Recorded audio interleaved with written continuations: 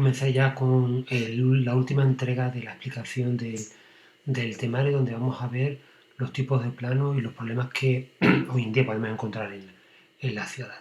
En relación a los tipos de planos, es importante saber que un plano es el mapa de una localidad, de una ciudad, ¿no?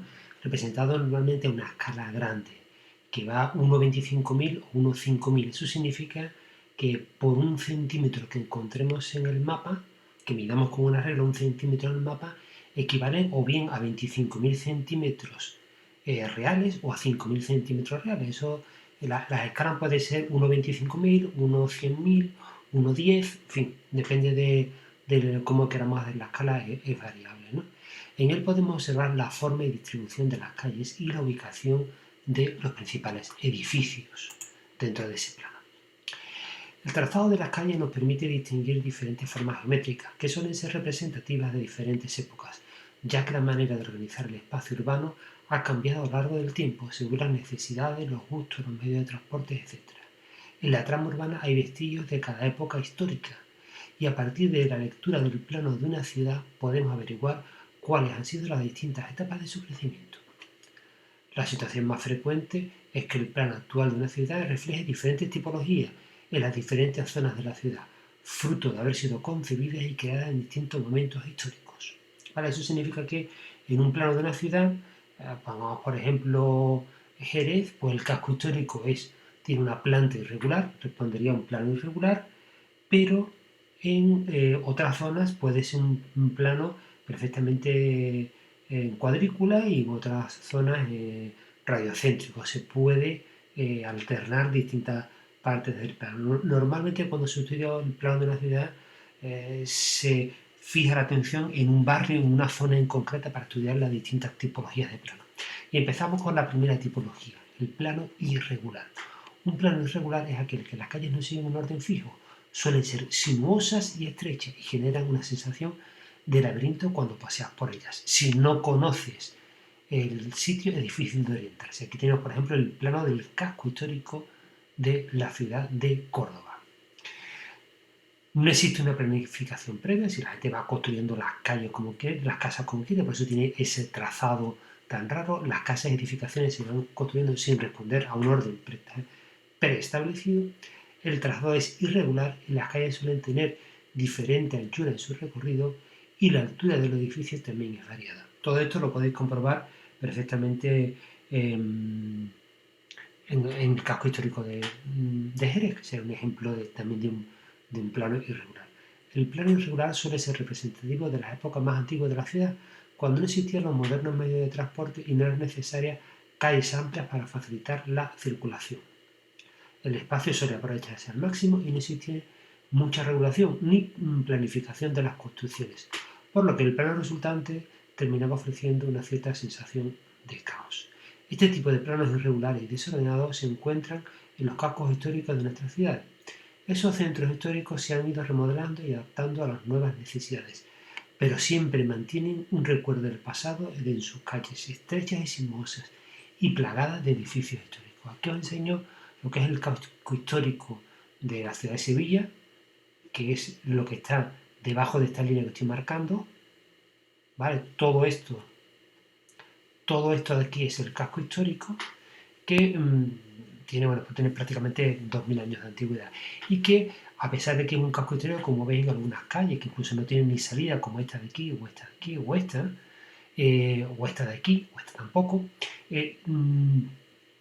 ciertas zonas son bastante irregulares, hay otras que sí tienen calles rectas, por ejemplo en la Avenida de la Constitución.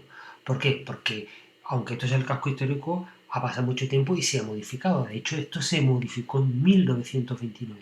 Esta avenida era una simple calle tan estrecha como cualquiera de las otras, pero se modificó para hacerlo así de ancho. O esta calle, que es la calle Imagen, era una calle igual de estrecha que esta o esta de aquí, y se abrió, se derribaron casas para hacer una calle amplia. ¿Para qué? Para que pudiera haber tráfico, y si os fijáis, casi que se puede ir por calles más o menos anchas desde aquí hasta aquí, se puede cruzar.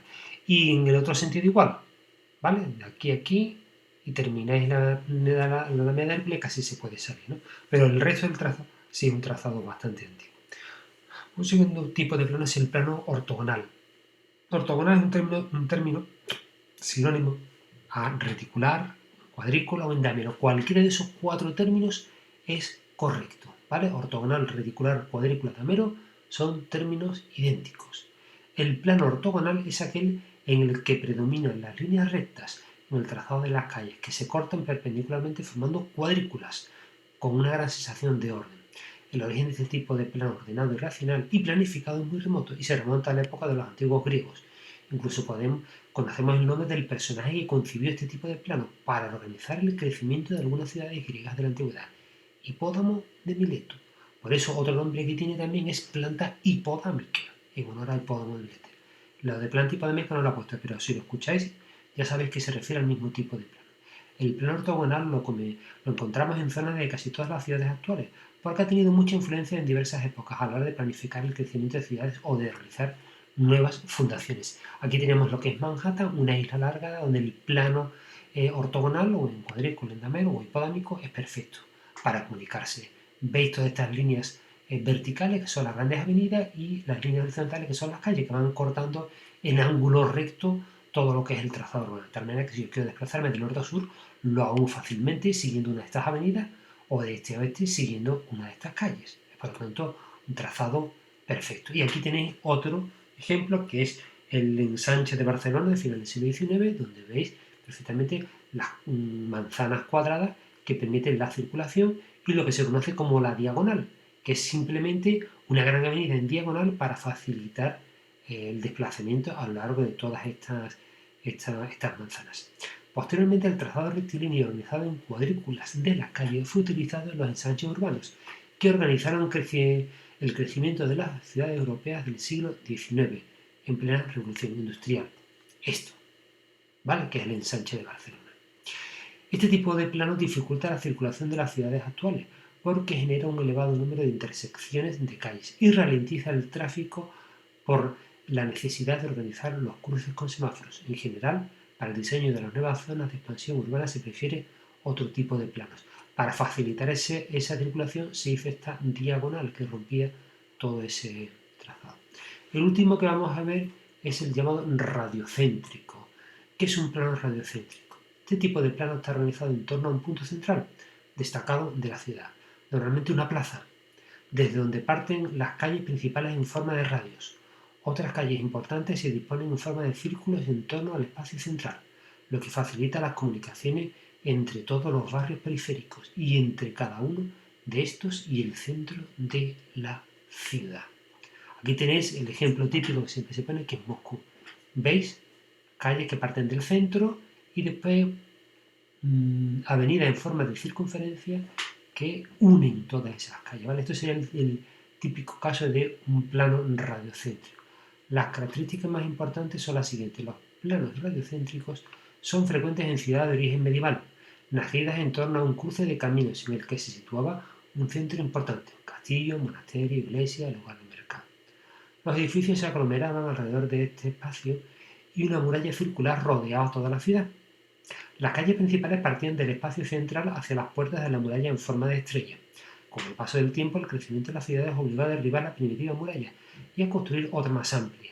El trazado de las grandes vías circulares en torno al centro suele corresponderse al trazado de las sucesivas murallas construidas en cada época. Si aquí está el centro de la ciudad y esta es la muralla, yo construyo distintas avenidas que salen por las puertas de la muralla.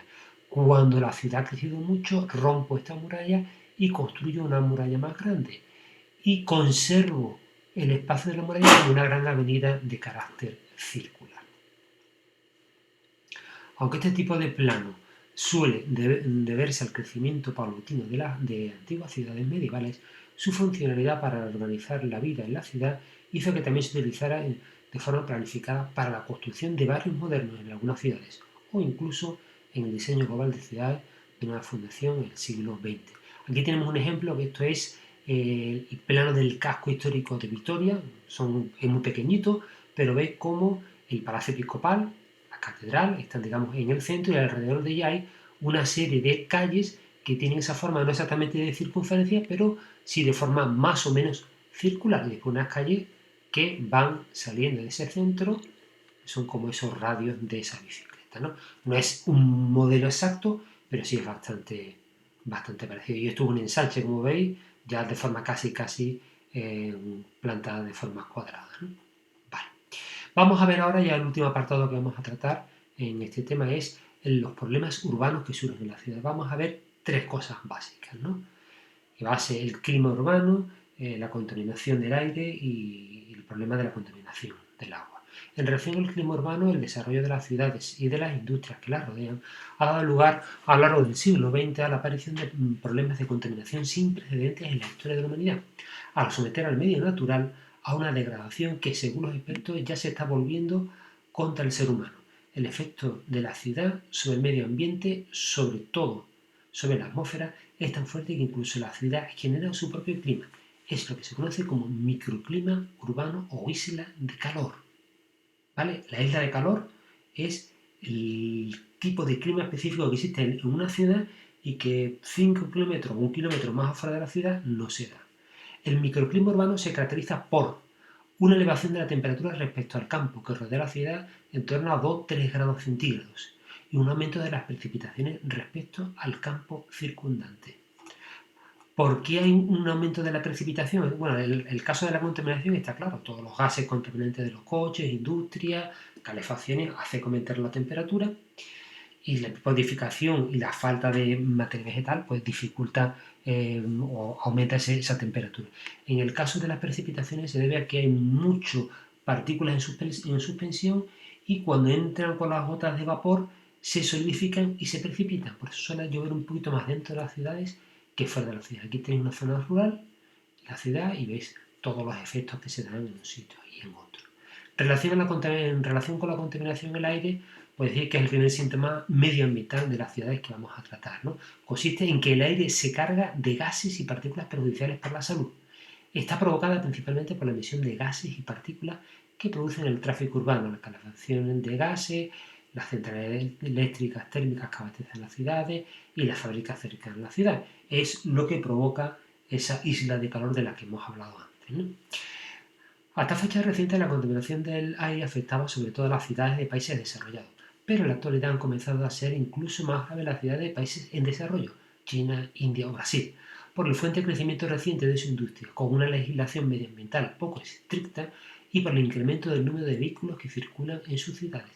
Las consecuencias de la contaminación atmosférica por emisión de gases se dejan sentir a escala planetaria, provocando lo que se conoce como efecto invernadero, un aumento de la retención del calor de la atmósfera que está provocando el calentamiento del planeta. Aquí estamos viendo, bueno, ya veremos otra imagen después, que en muchos sitios pues las personas van con su pequeña máscara para protegerse de la contaminación. En cuanto a las consecuencias sobre la salud humana son notables, pues la contaminación atmosférica aumenta las enfermedades respiratorias y provoca alergias, siendo una de las principales causas de mortalidad en las ciudades. Ahora, con toda la polémica que tenemos con el coronavirus, evidentemente todos estos problemas respiratorios han agravado a muchas personas y en el caso de las personas mayores, pues han facilitado, entre comillas, el que al tener el coronavirus y tener problemas respiratorios, pues pudieran morir antes, ¿no? Los gobiernos municipales deben apostar seriamente por mejorar la circulación en las ciudades, ya que un tráfico más fluido y la disminución de los atascos disminuye mucho la emisión de gases a la atmósfera. Algunas cosas que podrían hacer en este tema son regular mejor el tráfico para evitar atascos, invertir en un transporte público más eficiente y limpio, que la gente cogiera menos los coches, facilitar la circulación en bicicleta por la ciudad con infraestructura de carril bici, mujeres tenemos de ellas, y por último, las instituciones competentes, gobiernos y autonomías, deben hacer también que la legislación medioambiental respecto a las ciudades sea estricta y se vigile su cumplimiento. Los gobiernos, por su parte, deben apostar por una política energética que potencie la generación de electricidad con fuentes de energía alternativas a los combustibles fósiles y que no contaminen el aire. Esto es la imagen, otra imagen de Pekín. Esto no es niebla, esto es contaminación. Una cosa brutal. Realmente los problemas respiratorios en Pekín tienen que ser realmente graves. Vale, y vamos a ver por último ya lo que es la contaminación del agua. Las aguas contaminadas son aguas cargadas de productos nocivos para los seres vivos que han sido originados por la actividad humana. Como te puedes imaginar, las ciudades son los principales focos de contaminación de las aguas, aunque el efecto de esta contaminación se extiende a amplias distancias a través de los ríos y llega a los mares. ¿Por qué se produce la contaminación del agua? Se debe sobre todo a los vertidos de aguas residuales sin depurar a los ríos y mares cercanos a la ciudad. Estos vertidos pueden ser de origen doméstico, los que proceden de nuestras viviendas, o de origen industrial, que proceden de la actividad de las fábricas. También se produce la contaminación de las aguas subterráneas por la filtración de sustancias nocivas que se acumulan en el suelo de la ciudad y en los vertederos de basura.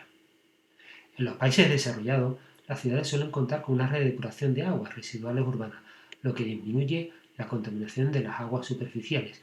Aun así, no todas las ciudades cuentan con las infraestructuras suficientes para depurar adecuadamente el volumen de aguas fecales que producen. En el caso de Jerez tenemos la depuradora saliendo de la ciudad en dirección hacia Sanlúcar, que lo que hace es depurar gran parte de las aguas residuales que tenemos en Jerez, ¿no? En los países subdesarrollados, como vamos a ver en las próximas imágenes, no aparece esto.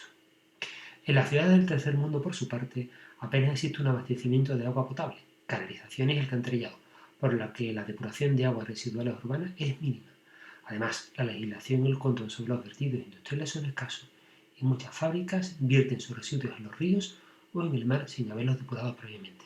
Aquí tenemos varios ejemplos, ¿no? ¿Veis?